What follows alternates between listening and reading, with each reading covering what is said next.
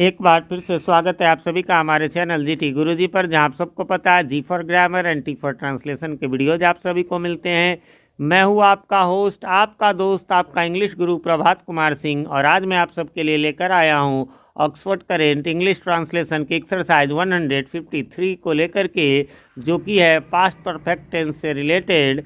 या इसमें past perfect से रिलेटेड जो है ट्रांसलेशन है, और पास्ट परफेक्ट में भी WH क्वेश्चंस कहिए या WH इंटेरोगेटिव्स है। ठीक है, तो इसके बारे में बताएं, इसको एक्सप्लेन करें। उससे पहले बताना चाहूँगा, अभी ऊपर आई बटन में आपको एक्सरसाइज 152 का लिंक नज़र आ रहा होगा।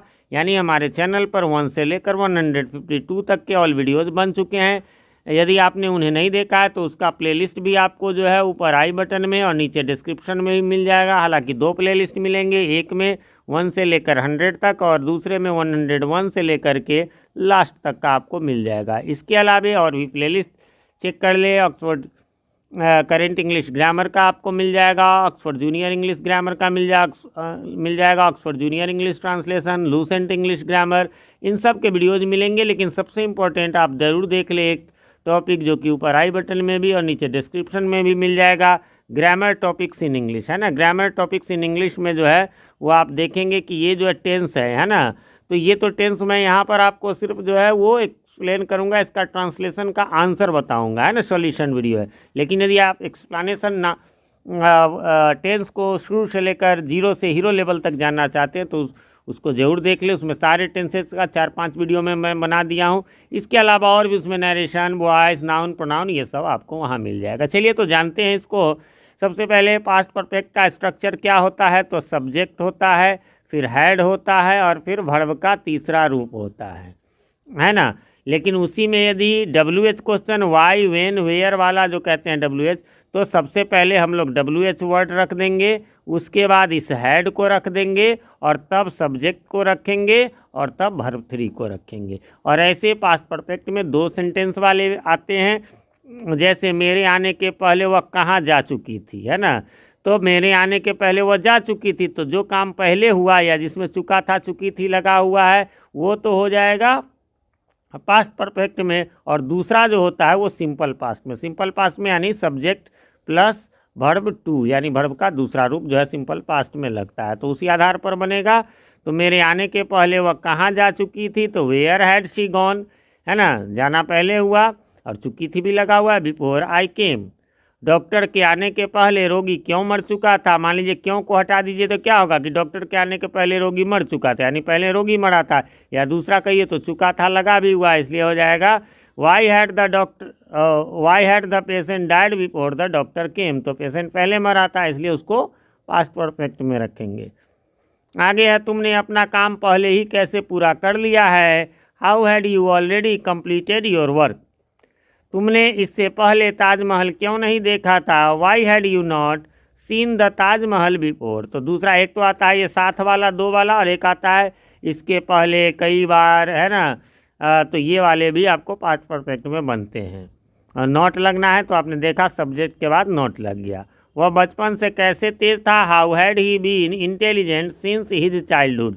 इसमें बताया था पिछले एक्सरसाइज में भी, चाइल्डहुड के पहले ही हर जो भी है ना वो लगाएंगे। अब यहाँ वैसे क्लियर नहीं है, लेकिन हमने यहाँ वह के लिए ही का प्रयोग किया, इसलिए ही हो गया। वैसे यहाँ पर सी का भी प्रयोग हो सकता था और तब हर का भी, क्योंकि वह से क्लियर नहीं पता चल रहा है कि वह मेल है या फीमेल है।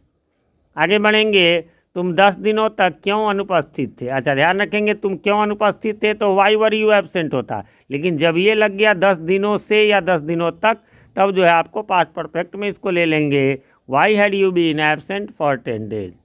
महात्मा गांधी बचपन से कैसे सत्यवादी नहीं थे, how had Mahatma Gandhi not been truthful since his childhood. यहाँ भी हिज लगा।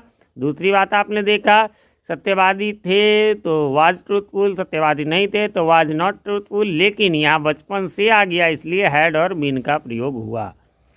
तुम कब से बीमार थे, है ना, तो since when had you been ill. फिर यहाँ भी वही से लगा हुआ है, इसलिए कब से का सिंस वेन होता है।